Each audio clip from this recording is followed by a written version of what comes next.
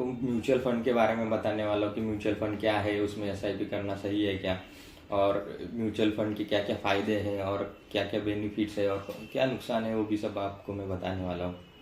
Mutual fund मतलब अभी आपने सुना रहेगा कि स्टेट बैंक का म्यूचुअल फंड है, एचडीएफसी बैंक का म्यूचुअल फंड है, यूनियन बैंक का है, अलग अलग बैंक्स का म्यूचुअल फंड्स होते हैं।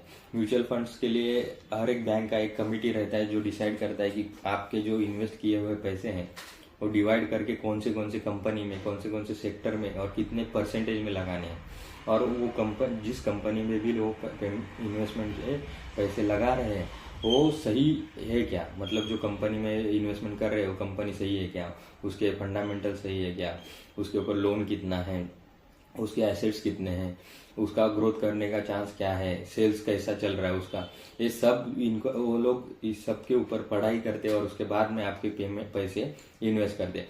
आप म्यूचुअल फंड के थ्रू पैसे इन्वेस्ट करते हैं तो पूरा कमेटी उसके ऊपर ध्यान देता है कि हम लोग किस में इन्वेस्ट कर रहे हैं आपके पैसे, तो आपके पैसे ज़्यादा से ज़्यादा सेफ रहे। इसके लिए म्यूचुअल फंड काम करता है और जो भी म्यूचुअल फंड काम करता है उसका एक्सपेंस रेशो के थ्रू आपसे वो चार्जेस कलेक्ट करता है ताकि आपका म्यूचुअल फंड वो मैनेज कर सके।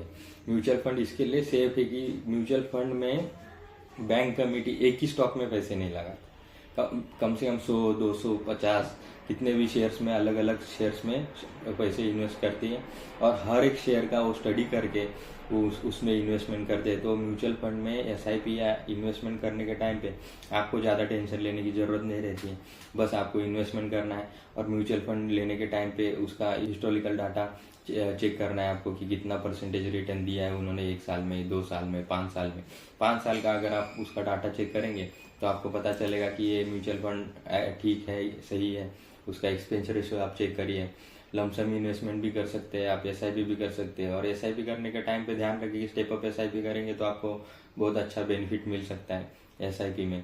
और म्यूचुअल फंड तो आप समझ ही गए अभी क्या है, 100-200 शेयर्स का बास्केट रहता है, उसको मैनेज करने के लिए कमेटी रहती है।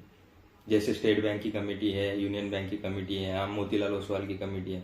वो लोग आपका फंड मैनेज कर रहे, आपसे थोड़े से पैसे ले रहे और आपका फंड मैनेज कर रहे, तो आपको कोई भी टेंशन लेने की जरूरत नहीं है। आप सीधा जाके अच्छा म्यूचुअल फंड चॉइस करके एक आधे 1 घंटे में आपका अच्छा म्यूचुअल फंड चॉइस करके होता है, उसमें आप इन्वेस्टमेंट कर सकते हैं।